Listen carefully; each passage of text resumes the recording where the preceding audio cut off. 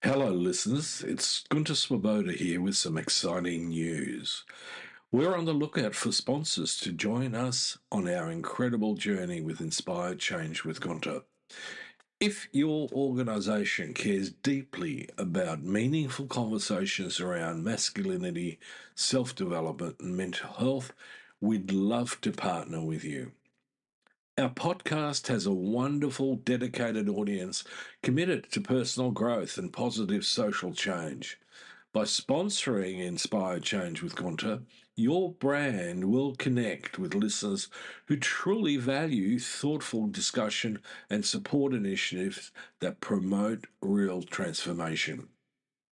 We're incredibly proud to be ranked number one in Australia and number 5 in the USA on FeedSpot's top men's mental health podcasts. For more information on how to become a sponsor, please reach out to Miranda Spiegner Sapon, our showrunner and executive producer. We'd love to explore how we can work together to inspire change.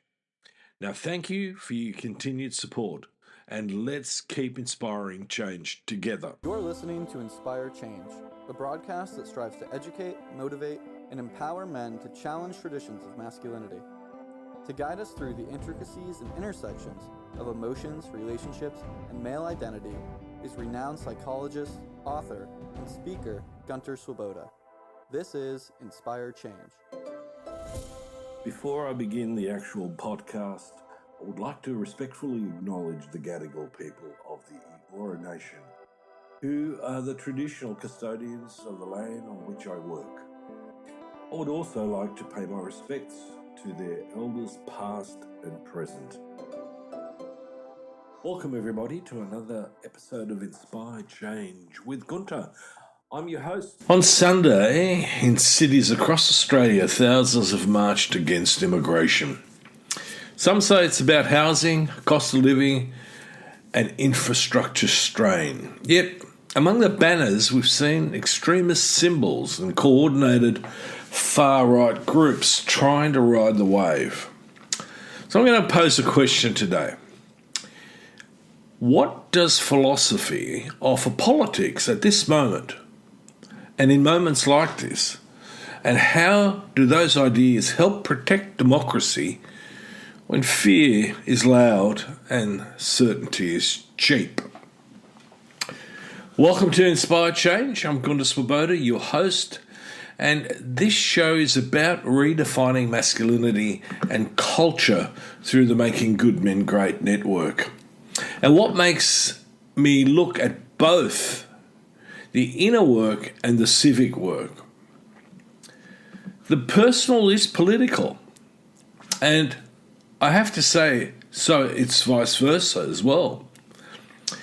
Today I want to weave some philosophical threads, Hannah Arendt, Karl Popper, Jürgen Habermas, into the very practical question of how we keep democracy healthy when anti-immigration protests turn heated. And, more importantly, when extremists try to hide behind the everyday concerns of ordinary mums and dads. So, what do we think the protests reveal? Well, for a start, there was a significant gender bias. So, men were very highly represented in this group and not so much women. So, over the weekend, the March for Australia rallies were held across the major cities. And what they were calling for is a reduction in what protesters termed mass immigration.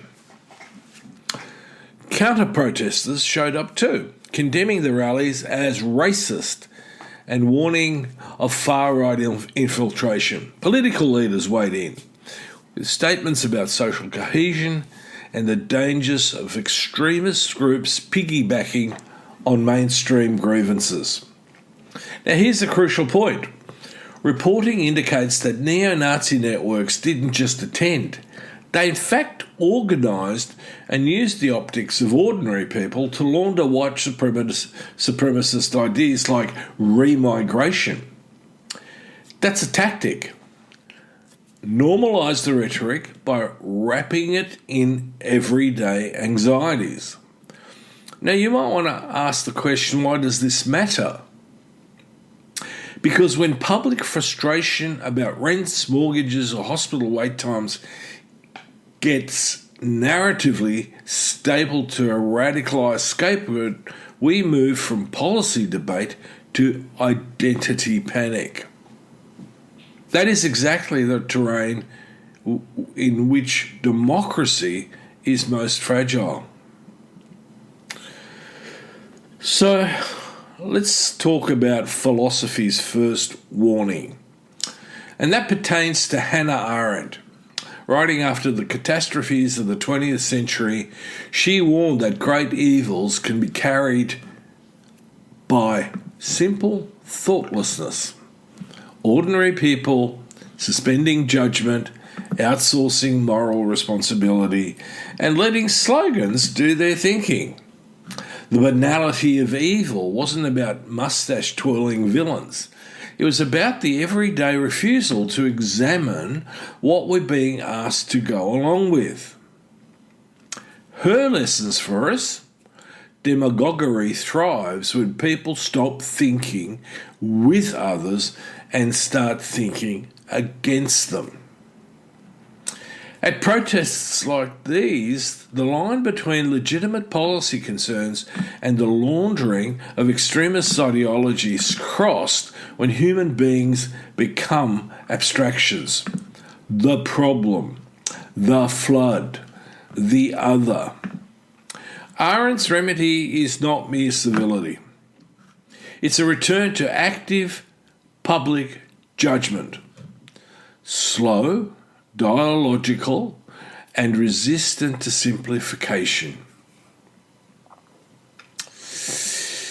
The next bit is, it's just about housing story, and why that frame is particularly dangerous.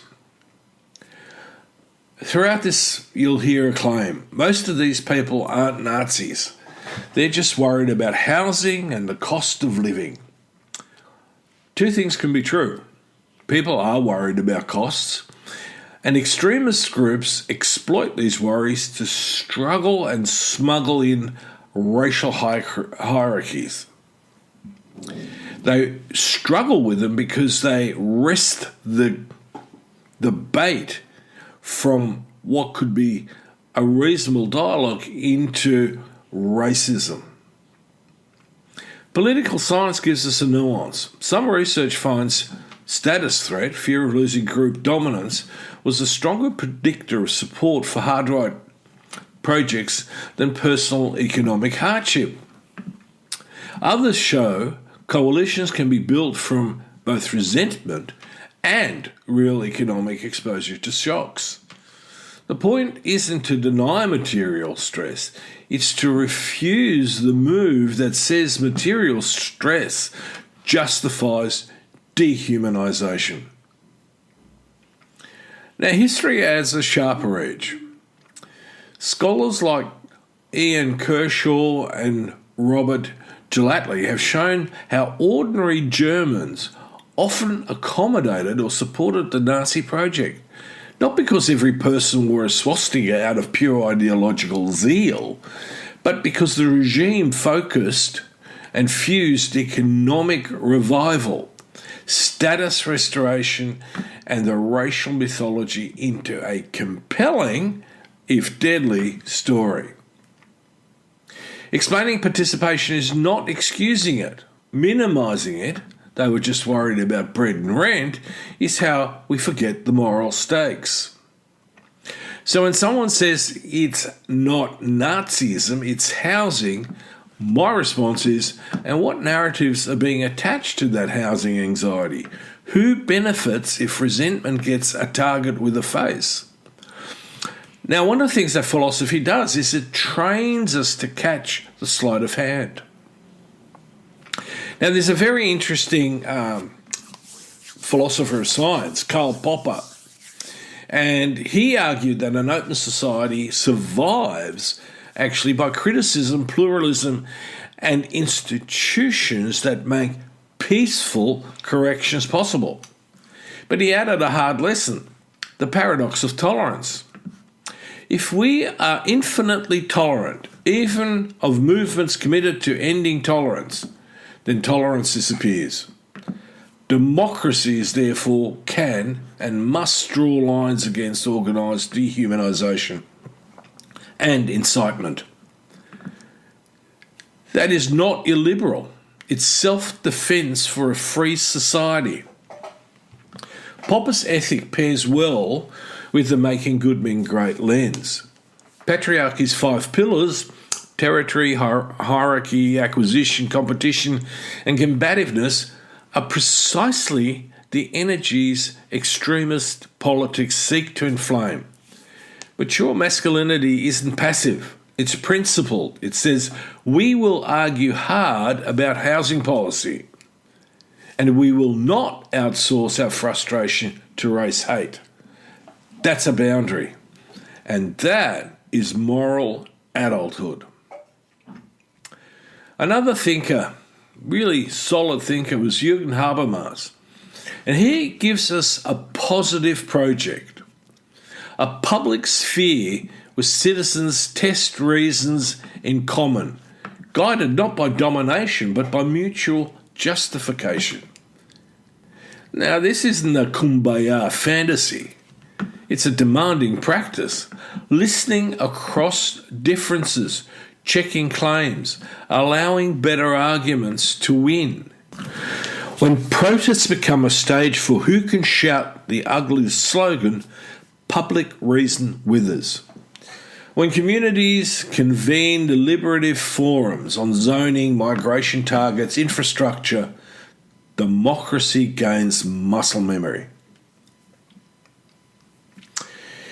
If the fuel is cost of living pain, address the pain directly.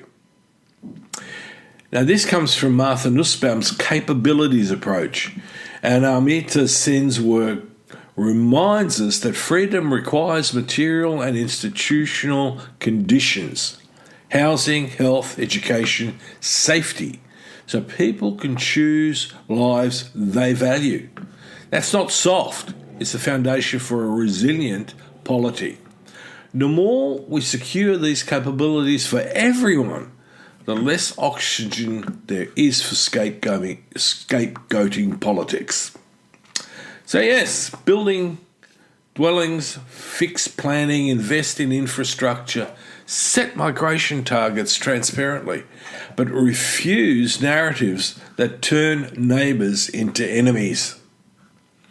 That's how we do policy without poisoning the culture. So let me offer 10 habits drawing on these philosophers, Arendt, Popper, Habermas, Snyder, and the Making Good Men Great ethos, that any of us can practice when the streets heat up. Do not obey in advance. Before sharing that clip or joining that chant, slow down. Ask, what is this teaching me to feel about other people? 2. Name red lines. Peaceful protest is sacrosanct. Intimidation and dehumanisation are not. And that's Popper's paradox applied. 3. Separate grievance from scapegoat. Housing frustration is valid. Radicalised blame is not. 4. Practice public reason. Insist on forums, local councils, town halls, where claims meet evidence. 5. Counter slogans with stories. Share concrete stories of migrants as neighbours, colleagues, carers, the real people, not abstractions, not avatars or cartoons. 6. Audit your feeds. Extremists grow by algorithmic outrage. Curate your sources and reward correction. 7. Unmask laundering tactics. When extremists cloak themselves in ordinary concerns, call it what it is. Recent reporting has documented exactly that playbook. Number 8, build cross-pressure communities. Join groups where not everyone thinks like you. It immunises against echo chambers and radicalisation. Number 9, channel energy to policy. Support evidence-based housing reforms rather than culture war spectacles. Number 10, the last one, model mature masculinity. Courage without cruelty, conviction without contempt. The Making Good Men Great path replaces domination with stewardship. So, from my clinical work, I've learned to spot when anxiety reaches for control. In male socialisation, many of us inherit fear, often disguised as toughness or certainty. Protests that centre care, dignity and debate can be part of a democratic hygiene. Protests that centre dehumanisation are acting out an anxious bid for dominance. And that's why language matters. When we say invasion, we physiologically recruit threat systems. When we say planning, target, supply, inclusion, we recruit problem solving. Same nervous system, different politics. So what should our leaders fundamentally do? Leadership, political, media, community, has to walk and chew gum. So firstly, we need to condemn extremism explicitly. No winks, no euphemisms. Hold open forums where policy is debated in daylight. Publish transparent migration planning tied to housing and infrastructure capacity. We also need to invest in social cohesion, civic education, interfaith dialogues and programs that put people in shared projects. Also, we need to protect the space for counterspeech because, as Arendt would remind us, thinking flourishes when citizens speak and judge together. So, what's my closing reflection? I want to return to that tempting simplification. They weren't Nazis. They were just worried about housing. In history and in therapy, what we're worried about does not absolve what we do with that worry. Ordinary Germans didn't all begin as ideological fanatics, but enough accepted, minimised or benefited from an order built on exclusion and violence. The moral sleepwalking is the warning. Democracy is not self-cleaning. It's a practice, thinking together, drawing boundaries against dehumanisation, solving problems without sacrificing people. That's philosophy doing what it was always meant to do. Not abstracting us out of the world, but returning us to it all the wiser. So, if this episode resonated, share it with a friend, start a conversation at your local council, or host a kitchen table forum about housing that begins with one rule: no scapegoats. If you want tools to build that inner steadiness and outer courage, check out the Making Good Men Great framework and all that comes with it. So, folks, if nothing else, take this away as food for thought. Remember, philosophy precedes science and politics. So this is me, Gunter. I hope you will carry this with you. And courage takes compassion, and courage with care will always inspire change. So until next time, this is me signing off. Greetings, everyone. This week we take a look both in the U.S. and around the globe. For the USA, our gratitude goes out to those of you listening in Alabama for landing number 10 in the USA, particularly our listeners in Alabaster for bringing your state to the top 10 for positive social change.